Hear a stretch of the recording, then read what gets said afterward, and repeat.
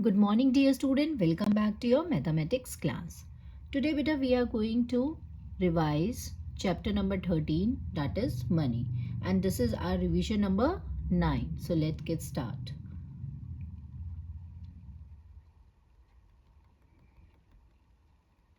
As we have already revised this chapter earlier also,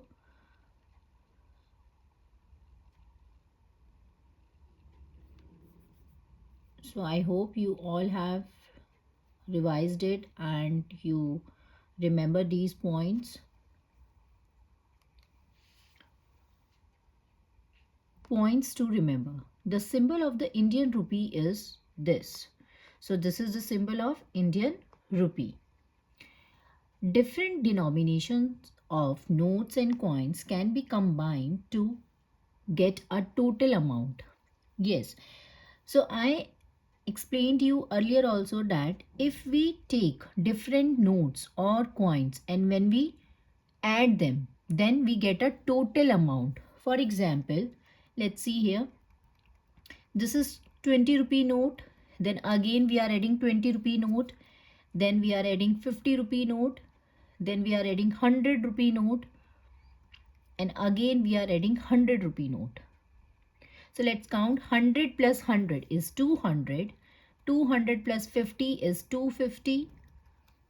250 plus 20 is 270 and 270 plus 20 is 290. So what is the total amount?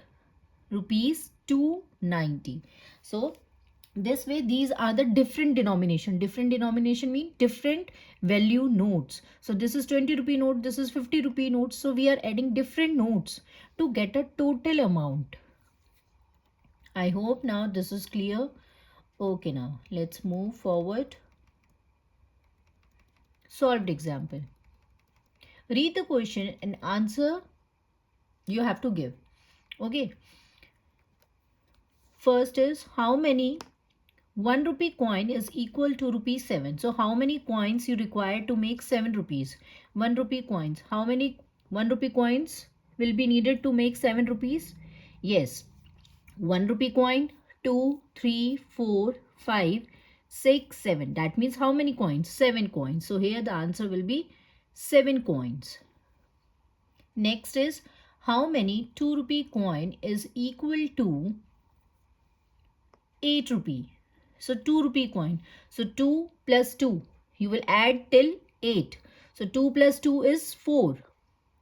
Then 4 plus 2 is 6. 6 plus 2 is 8. So how many coins? 4 coins. So here the answer is 4 coins. How many coins of rupees 5 are required to make rupee 15? So 5 plus 5 is 10 and 10 plus 5 is 15. So how many coins? 3 coins. So here the answer is 3 coins. Now next question. Add the values of the following notes and coins. See beta, this is 10 rupee plus 20. So 10 rupee plus 20 plus 50 plus 200. So let's add these. If you are not able to add like this, then you can write down here in a rough column and you can add from a greater number. So first of all, the greater number you will write. Greatest number. 200 you will write first, then you will write 50, then 20, then 10. So start adding from the bigger number. So 200 plus 50 is 250. 250 plus 20 is 270. Yes, 270 plus 10 is 280. So here the answer is 280. Now see, this is so simple. You can count easily. So this can be a mental maths. Now see, if you are not able to add like this, then you can write here and add the money. Now the next is, so here 500 plus 100 plus rupees 50. So 500 rupees plus 100 rupee plus 50 rupee. Now, so the answer is 500 plus 100 is 600. So 600 plus 50 is 650. So answer is rupees 650. Here you will write rupees 650.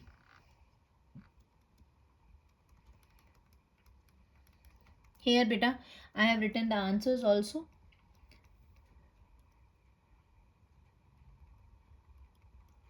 So you can see this, and you have to write the answers like this also, this in this manner in the exams or in the test. Now, word problem. First, Simi goes to a stall to buy a clay pot. The cost of the clay pot is rupees 65.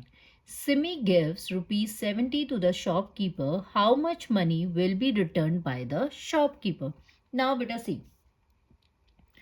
As you can see, this is a money question. So first of all, you need to see it is written here returned. Returned means how much he will give it back. So how much he will give back? The shopkeeper will give back. Give back means that you have to subtract, because you will give the remaining money. So remaining means to subtract. From a bigger number you will subtract a smaller number, right? So Simi goes to a stall to buy a clay pot. The cost of the clay pot is rupees 65. Simi gives rupees 70 to the shopkeeper. How much money will be returned by the shopkeeper? Simi buys a clay pot for rupees 65, but she was not having 65 rupees, so she has given 70 rupees to the shopkeeper. She has given more money, so some money shopkeeper will return back to Simi, right? Now, this is a word problem, so you need to write the statement also. So first will be cost of the clay pot. Cost of the clay pot equals to rupees 65. Now next, she gives money to the shopkeeper. So next statement will be like this only. Money she gives to the shopkeeper equals to rupees 70, or you can write money Simi gave to the shopkeeper equals to rupees 70. Anyway, you can write the statement, but that should be correct. How much money will be returned by the shopkeeper? So the third statement will be money returned by the shopkeeper equals to rupees 70 minus 65. Bigger number and then smaller number. So rupees 70 minus 65, and it will give answer rupees 5. Here you can see cost of a clay pot is rupees 65. Money Simi gave to the shopkeeper equals to rupees 70. Money shopkeeper returned is rupees 70 minus rupees 65, and the answer is rupees 5. Now, B part.